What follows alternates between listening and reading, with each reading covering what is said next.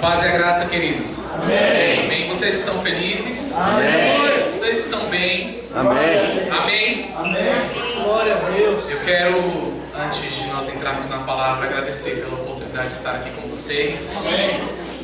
A oportunidade de celebrar com vocês mais um aniversário, mais uma convenção. Amém.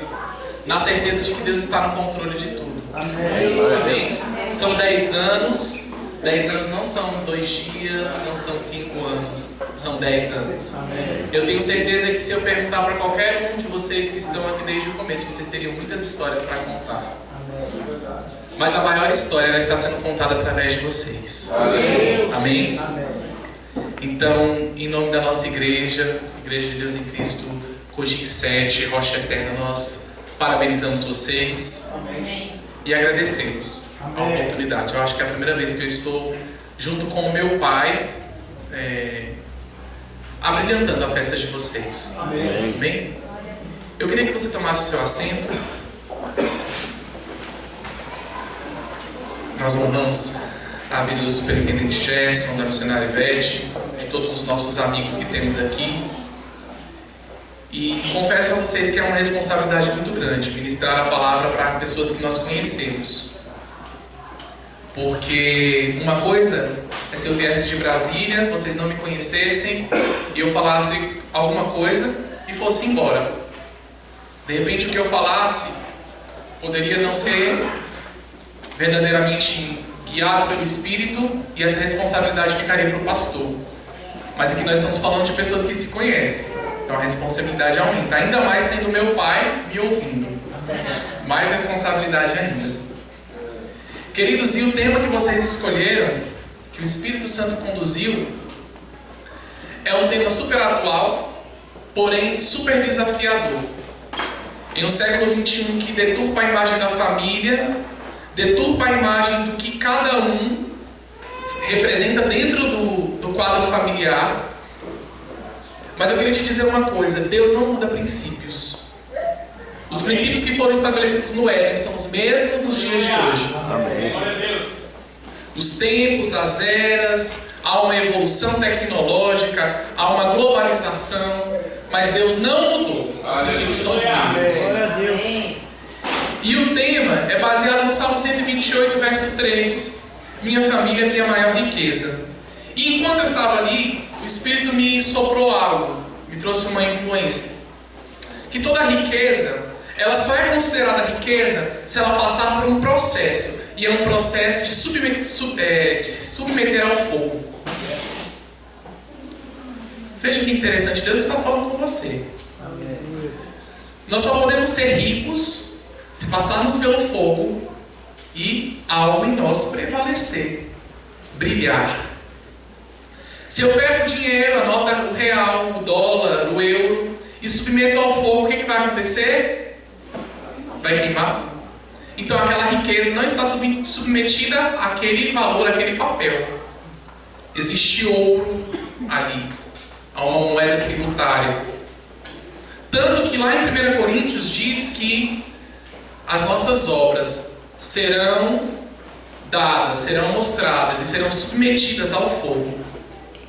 E só vai prevalecer aquilo que for ouro ou pedras preciosas. O que não resiste ao fogo não tem valor. Nós estamos nos submetendo ao fogo do Espírito. E a cada dia há um processo de lapidação, de refinamento. E eu acredito que aquele que começou a boa obra, ele é fiel. Aleluia. Para completá-la, para concluí-la, para terminá-la. E se você está aqui, você está no processo. Amém.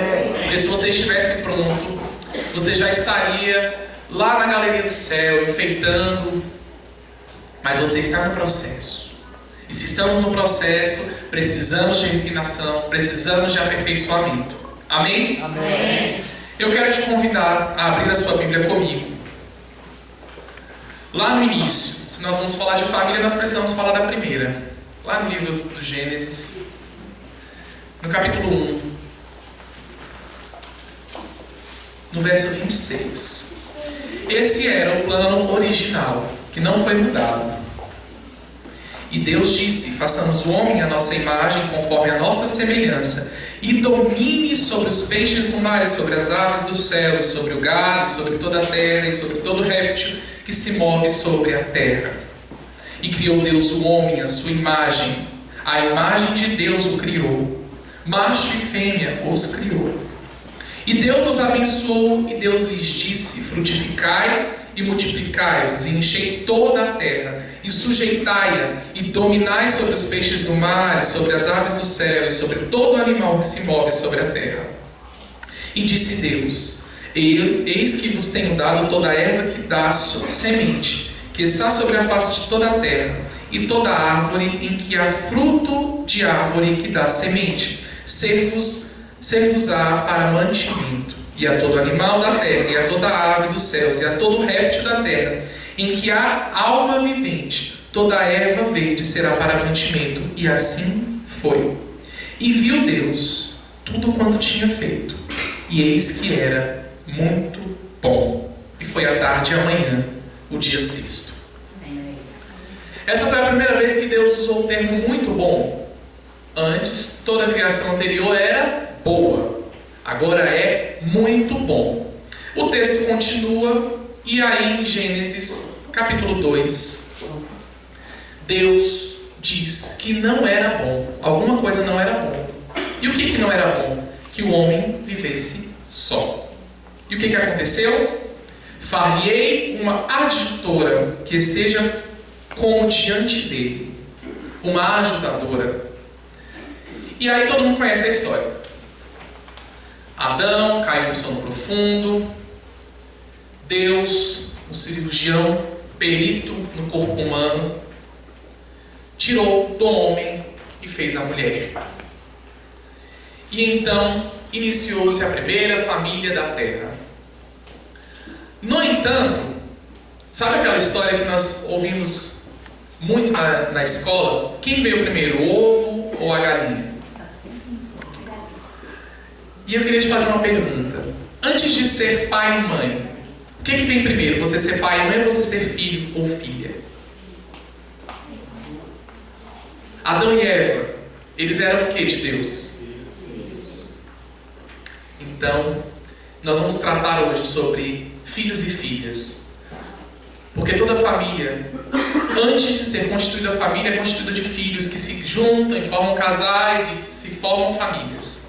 Antes de serem marido e mulher, são filhos e filhas. E a primeira família gerou filhos. Todo mundo conhece a história: Abel, Caim.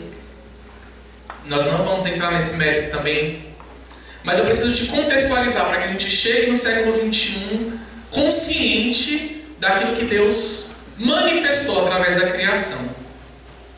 Na primeira família foram disponibilizadas características desde a criação do mundo: comportamento, singularidades, diferenças.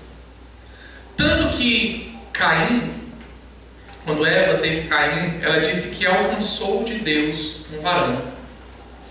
E aí, todo mundo sabe que Abel faleceu por conta de Caim, primeiro homicídio, e Caim recebeu uma marca de Deus. Em Caim e em Abel estavam dispostas as 4 faculdades da terra. O que são faculdades? Facultações da terra. A maneira como o mundo se desenvolveria estava lá no início. Os filhos de Caim e de Abel seriam os pais de toda a manifestação de como o homem agiria e se comportaria na terra. Como Abel foi morto, sobrou a Caim a disseminação dessa herança. Em Caim estiveram presentes 4 manifestações de poderes, de faculdades da terra. Quando Caim matou Abel, ele foi exatamente para o lugar de onde o pai fugiu.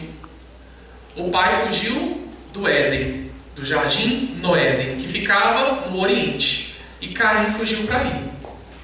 Ali ele se juntou com a sua esposa e ele teve filhos.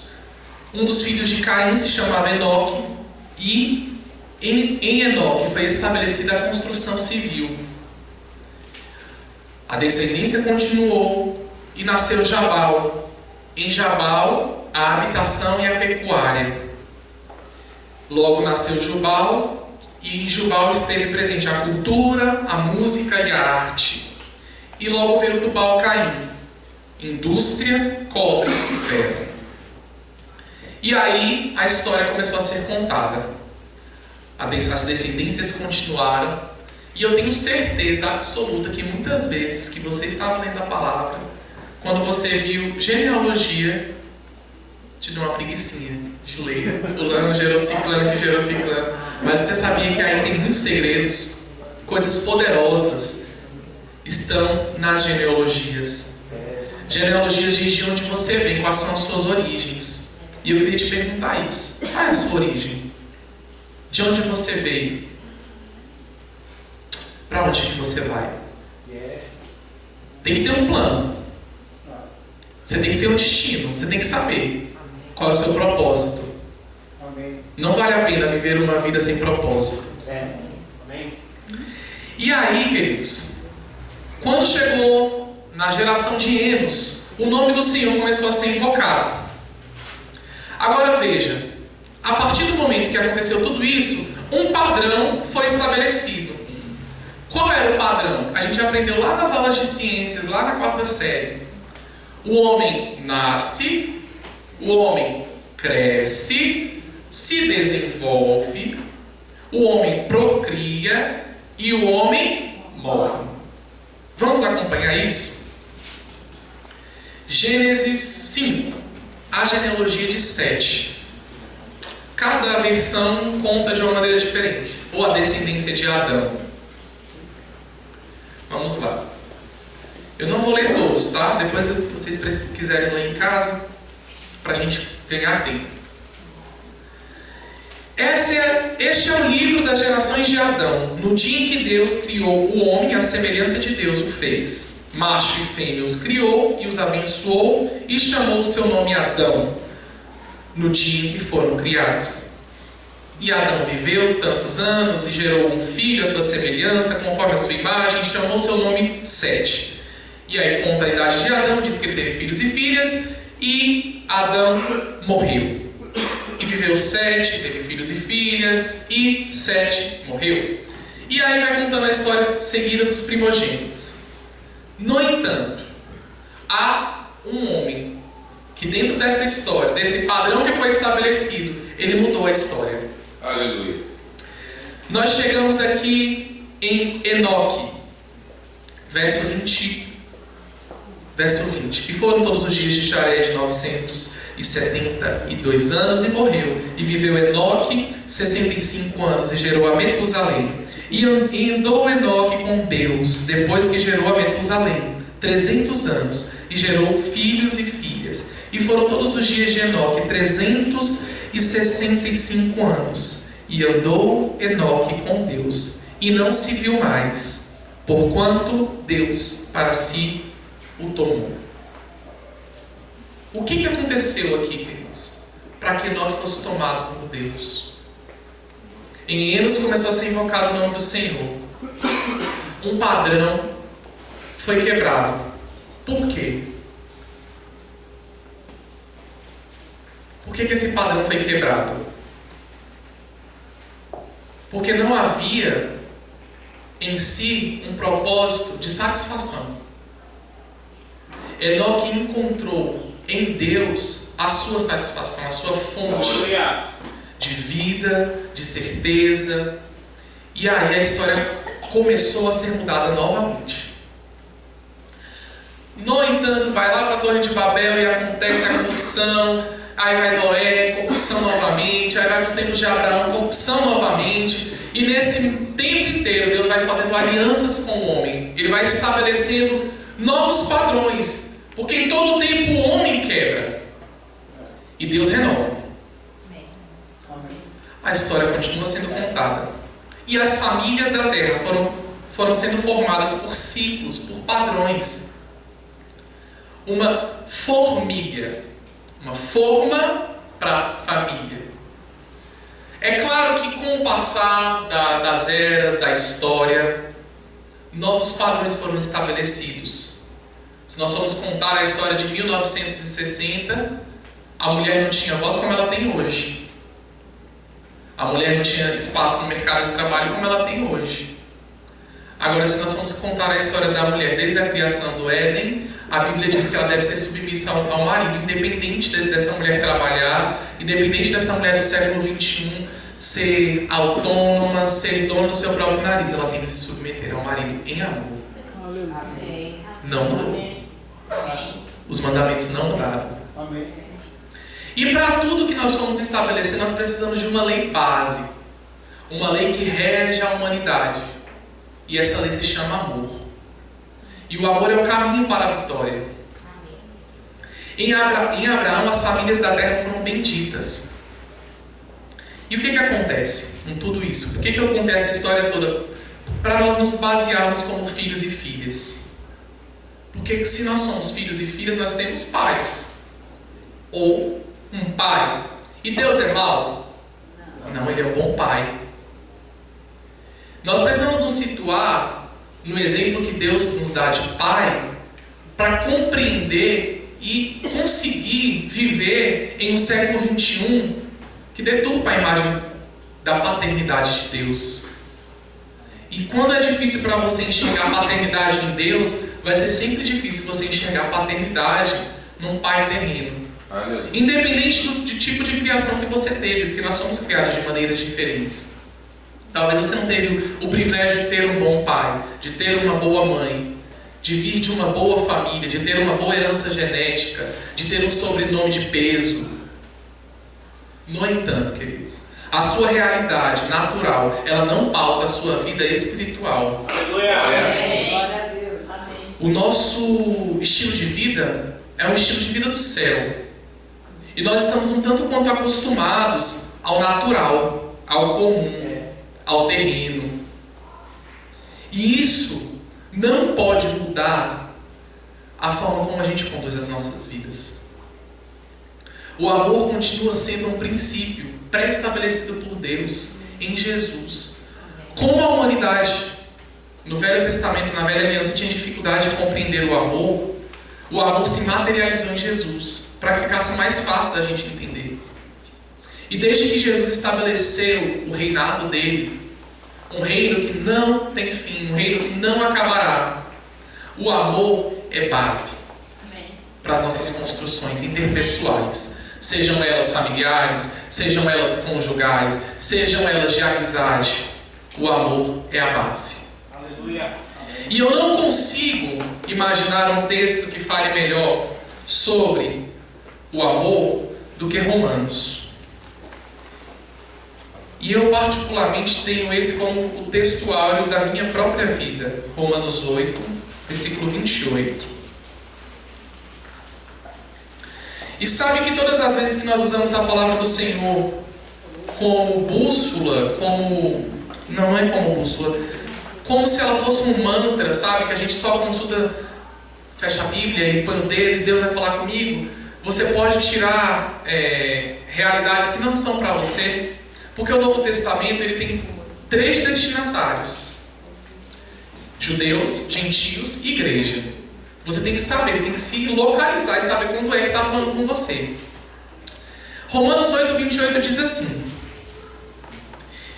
um texto super conhecido, super utilizado: e sabemos que todas as coisas contribuem juntamente para o bem daqueles que amam a Deus, daqueles que são chamados por seu decreto.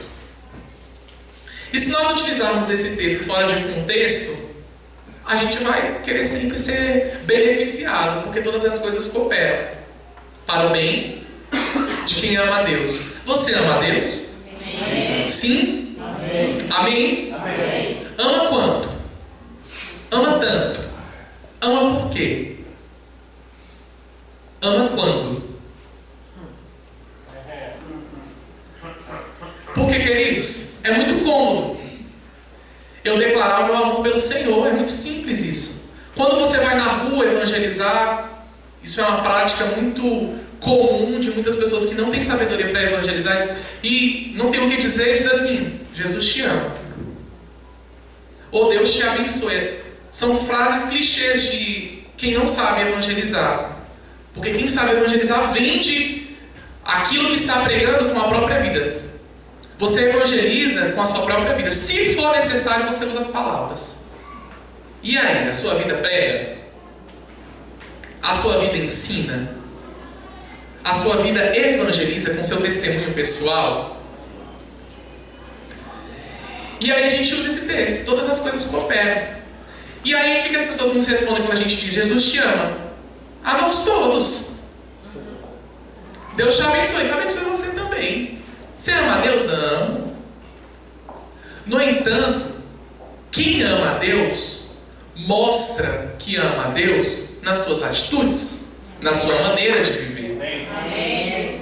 E não fica só aí, porque se ficasse aqui, muita gente estaria inclusa nesse testamento de que nessa informação de que todas as coisas cooperam para o bem. No entanto, é importante nós questionarmos, queridos, e medir esse amor do jeito dele, do jeito que ele está pressionando o nosso. E aí nós vamos lá para a carta, para o livro de João, para a epístola, não, para o livro mesmo. João, capítulo 13.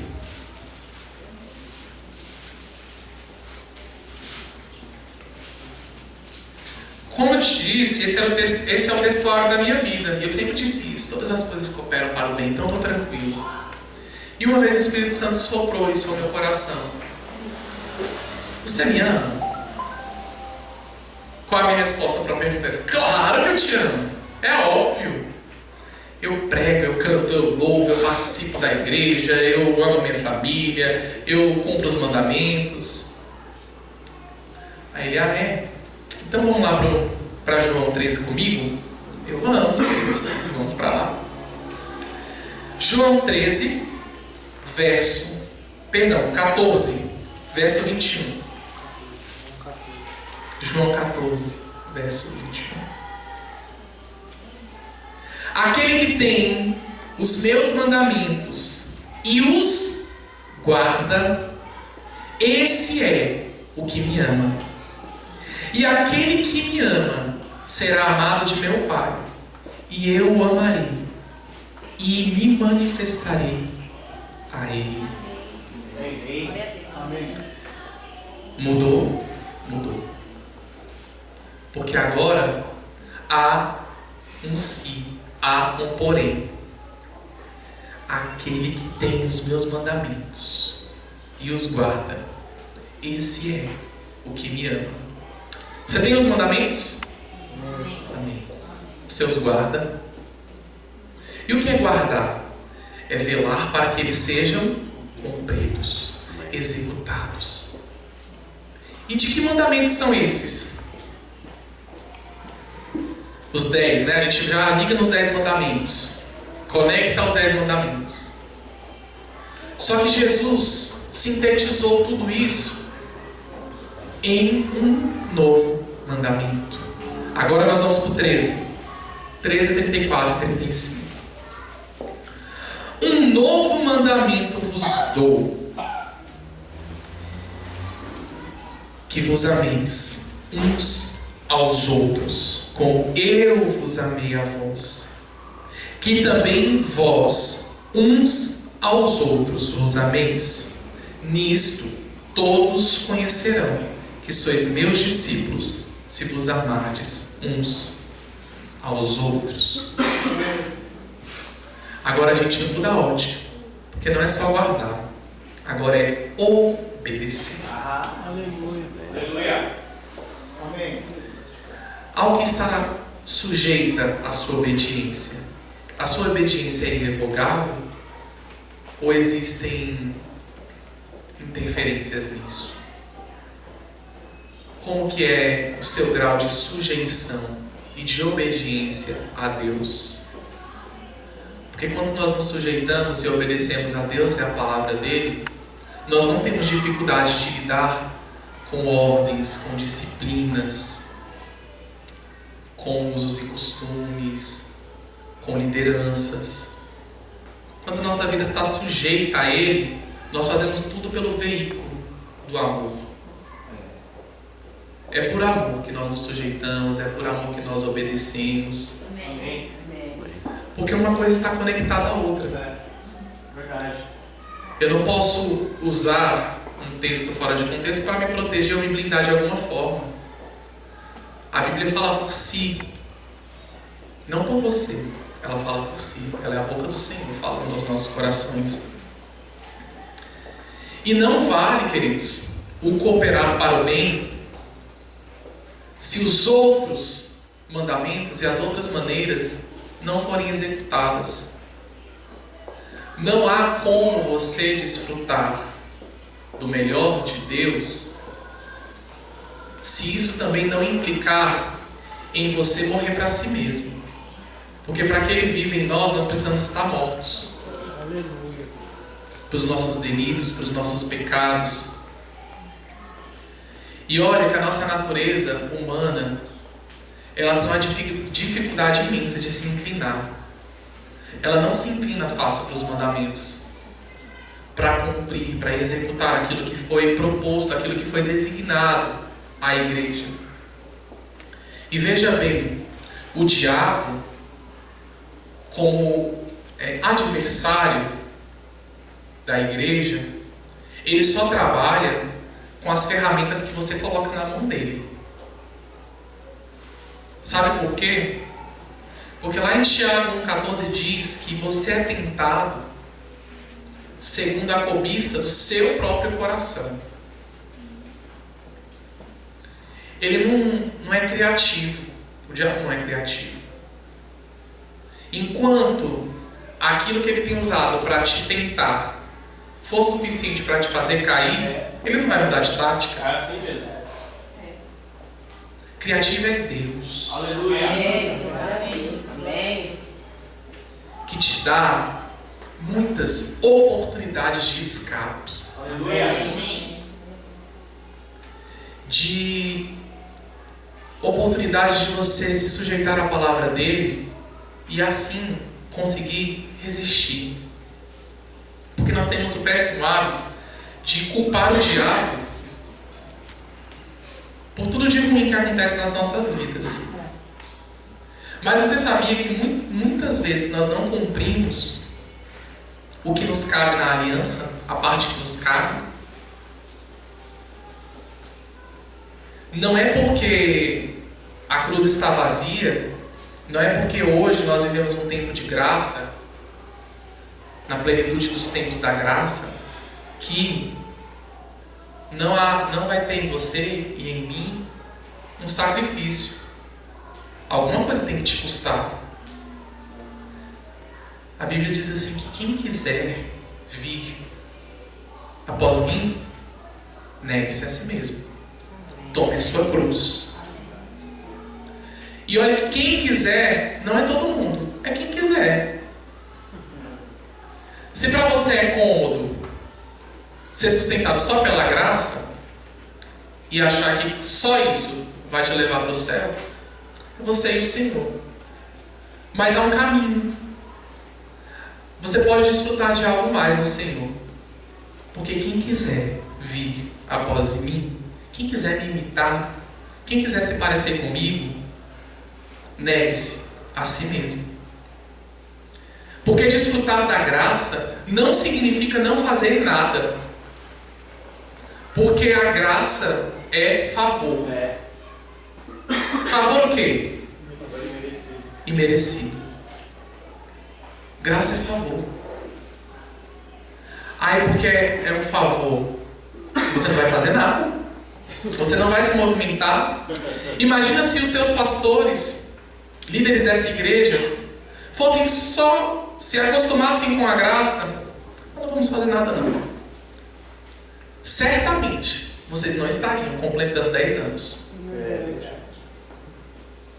Porque há um esforço da nossa parte também para movimentar essa carreira, para cumprir esses mandamentos.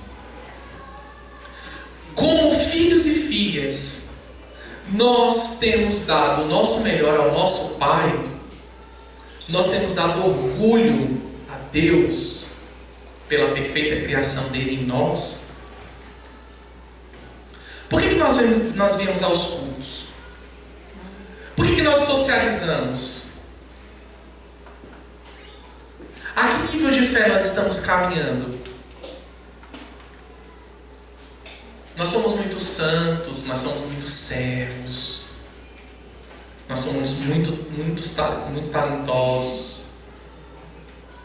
O século XXI é uma geração de uma igreja forte, de uma igreja madura, de uma igreja que alcançou entendimento. Se nós vamos voltar um pouquinho na história, nós não precisamos ir muito longe, nós vamos ver uma realidade de igreja onde a maioria dos pastores não tinham alfabetização, não tinha um nível intelectual natural, não tinha graduação. Hoje nós temos pastores que têm PhD em divindade, homens de Deus que são inteligentíssimos, homens de Deus que pautam, que participam integralmente da nossa sociedade, que definem muitas coisas. Então não há mais desculpa em nós para não avançarmos e cumprirmos e corrermos essa carreira. Nós estamos num século XXI que hoje 24 horas é pouco para a gente cumprir todas as nossas tarefas com o natural e o espiritual. Se nós vivemos para Ele, e se nós estamos nos últimos dias da igreja na terra, o que nós temos feito de produção, de produtivo, para a qualificação da nossa vida espiritual, para que isso venha contar para toda a eternidade? Porque os nossos títulos ficarão aqui, as nossas casas ficarão aqui, os nossos acúmulos de riqueza ficarão aqui. E o que vai propagar por toda a eternidade? O que você fez ou o que você deixou de fazer? Porque como filhos e filhas nós temos responsabilidades. É claro que a obrigação e a responsabilidade de um pai é maior do que a de um filho. O que rege as nossas vidas nesse aspecto? Quando nós somos crianças, estamos lá no jardim de infância, quando a direção da escola precisa se comunicar com os pais e manda um bilhetinho, como é que vem lá embaixo do bilhetinho? Sim. Ao responsável. Assim somos nós, queridos. Quando essas comunicações vêm a nós, geralmente são coisas ruins das nossas vidas, você tem que apresentar para o seu responsável, ao responsável. Deus é responsável por nós. É. Amém. E Ele cumpre a parte dele. Amém. Glória a Deus. Nós precisamos, queridos, viver para algo maior do que para nós mesmos. Porque é muito pouco você gastar a sua vida inteira em uma única coisa. Sempre vai ser muito pouco. Sempre vai ser muito pouco o seu trabalho.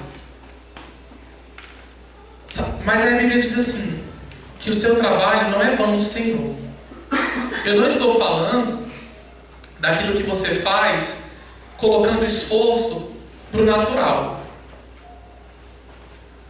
É uma vida espiritual, de paternidade, e de que nós entendemos em que nível de fé Ele se revela a nós. Porque à medida que você se expor, é à medida que também Ele se revelará a você. Se você se expõe pouco, pouco dele você terá. E no dia mau, vai ficar o que você tem dentro. A realidade de vida que você tem dentro. Todos nós declaramos que temos o Espírito. Se temos o Espírito, nós precisamos ser guiados por Ele. Amém. Não tem como o Espírito morar dentro de você e Ele não guiar a sua vida. Se o Espírito Santo não guia a sua vida, Ele não mora dentro. Sobretudo, como filhos e filhas, nós devemos prestar ao nosso Pai uma prestação de contas, como nós fazemos com aquilo que é terreno, com a paternidade terrena. Aonde vamos, a hora que voltamos. Tudo isso está condicionado à vontade do Pai, você sabia? Você pede a opinião do seu Pai espiritual quando você quer tomar decisões, quando você quer trocar de carro. Você sabia que o Espírito que mora dentro de ele gosta de ser considerado? Sabe por quê? Porque você vai sujeitar a ele as suas escolhas. Isso aí. Quando você escolhe o seu curso, o curso que você vai cursar, isso é bom? É ótimo. Isso é louvável? É louvável. Mas é para a glória de Deus? A sua carreira profissional é para a glória de Deus? Ou você vai adaptar? O reino de Deus aí não é adaptável. Não. Ele é um reino estabelecido. Aleluia. Glória a Deus. E hoje em dia, ter um ministério é chegar ao ápice da herança do Pai, como se ministério fosse tudo. Sabe que muitas vezes nos gastar para o ministério, vir à igreja todos os dias, cantar, erguer as mãos, orar, até falar em línguas, muitas vezes pode soar como religiosidade, porque não é por quantidade, é qualidade. Amém. Glória a Deus. Glória a Deus. É um Deus que nos avalia. É como se Deus nos avaliasse com olhos e ouvidos fechados. A igreja Salim vai se reunir hoje em conjunto. Eu vou aqui fechar os olhos e fechar os ouvidos. E eu vou chegar. Porque a nossa adoração chega aos céus como um aroma suave. E aí a nossa eloquência, a nossa oratória, o nosso falar evangelicamente correto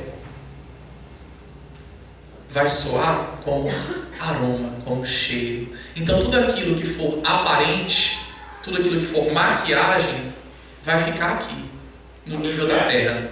Glória a Deus. Porque nós até conseguimos enganar o nosso irmão do lado. Muitas vezes escondemos a nossa vida do pastor, mas do Pai. Aleluia. Do Pai. Nada ficará oculto aos olhos dele. Amém. E queridos, Deus não quer empregado. Ele quer filho. Aleluia. Aleluia. Glória a Deus. É um empregado que se gasta. E sabe, quando o ministério fica pesado, quando tem reunião de louvor, ai, nossa, estou tão cansado. Como a música da Ludmilla, tenho trabalhado tanto. Não é pesado. Não te custa. Sabe o que seria pesado para você? A cruz do Calvário. Olha aí, Deus. Sabe o que te custaria? As chagas. A Bíblia diz que é leve, que é suave. Amém. Dentro disso, queridos, nós precisamos parar. Sabe por quê? Porque o século XXI te impulsiona a estar em movimento o tempo inteiro. E em Deus o segredo é descansar. Glória a Deus. Nós andamos muito rápido. Passa tudo muito rápido. Nós não temos tempo de administrar a nossa vida. E tem gente que não tem nem tempo de administrar a própria vida e ainda quer administrar os outros. Tá difícil administrar a sua própria, que dirá? Haja tempo, né? Ou falta dele. O segredo está no descansar, Aleluia. no parar. Amém. brasileiro, e infelizmente, eu não vou me sentir ofendido, nem sentir que eu estou ofendendo vocês, porque eu não sou brasileiro, eu sou do céu. Aleluia. Mas brasileiro, a cultura brasileira, vou colocar assim para ficar mais bonito, é uma cultura que infelizmente ainda tem um atraso em relação a outras culturas. Nós temos uma mega dificuldade de lidar com arte, com entretenimento. E eu vou te dar uma alusão disso. Quando eu sei que os meninos, o Mateus, o pastor Adriano já tiveram a oportunidade de ir lá no Louvre. Já, né? Lá tem muitas obras de arte, muitas coisas caras. Você passa pelo quadro da Mona Lisa e só olha e tipo, tá, e aí? Ou há uma contemplação. Você sabia que nós perdemos muito na falta de contemplação do que é belo? Jesus diz assim, ó, olhar para os lírios do campo. Isso é contemplação, queridos. Amém. Contemplação do que não depende de você. Sabe, você parar com todo o seu turbilhão de vida correndo, a vida que segue, que vai te atropelando, você conseguir parar e contemplar. Nem para pedir, nem para agradecer, só porque você ama. É nesse nível de fé que o Espírito quer que a gente caminhe. Amém. Nesse grau de contemplação de você conseguir parar. Pessoal, quem consegue esse nível de fé está muito bem. Contemplar o que é belo. Contemplar aquilo que não depende de você. Olhar para essa chuva caindo, que de repente atrapalha muitas pessoas de chegarem na hora,